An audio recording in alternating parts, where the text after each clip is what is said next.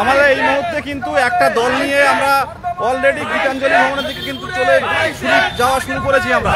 আপনারা দেখতে পাচ্ছেন অলরেডি কিন্তু আমাদের মিছিল যাচ্ছে। মিছিলে যাচ্ছে অলরেডি কিন্তু দেখতে পাচ্ছেন আপনারা।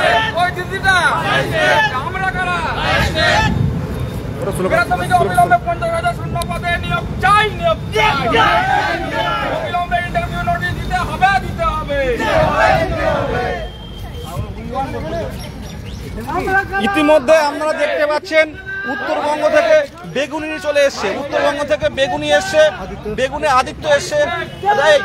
প্রতিবন্ধীদের সামনে দাও, ওদের সামনে দাও। ইতিমধ্যে দেখতে পাচ্ছেন উত্তরবঙ্গ থেকে বেগুনি এসছে, আমাদের প্রতিবন্ধী বোন শহরজান চলে এসছে সুদূর ক্যানিং থেকে। আর আমাদের আদিত্য ইতিমধ্যে আমাদের অদিতি ম্যাডাম চলে এসে, সোহা চলে এসছে। আদিত্য সামনে দিতে হবে আমরা কারা দিকে দিকে ওই ছেলেটা ওই মেয়েটা আমরা কারা সামনে কারা উত্তর দিনাজপুর। হ্যালো, হ্যাঁ বলুন। 50 কেজি ওয়েট। হ্যাঁ আমরা চলে এসেছি সেন্ট্রাল পার্ক মেট্রো স্টেশনের পাশে। চলে এসেছি, ক্যামেরাম্যানকে বলবো সামনে দেখতে। ওই সেন্ট্রাল পার্ক মেট্রো স্টেশনের পাশেই, এই 24 ঘন্টা থেকে ফোন করে।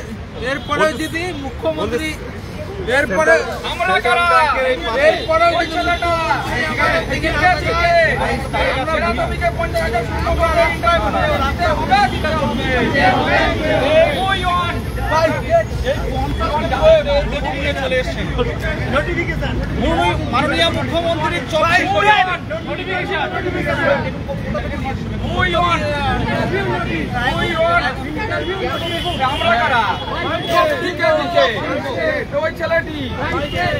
মিডিয়া আসুক তাহলে তাহলে হাইট লাগবে, তবে স্লোগানটা দিতে হবে।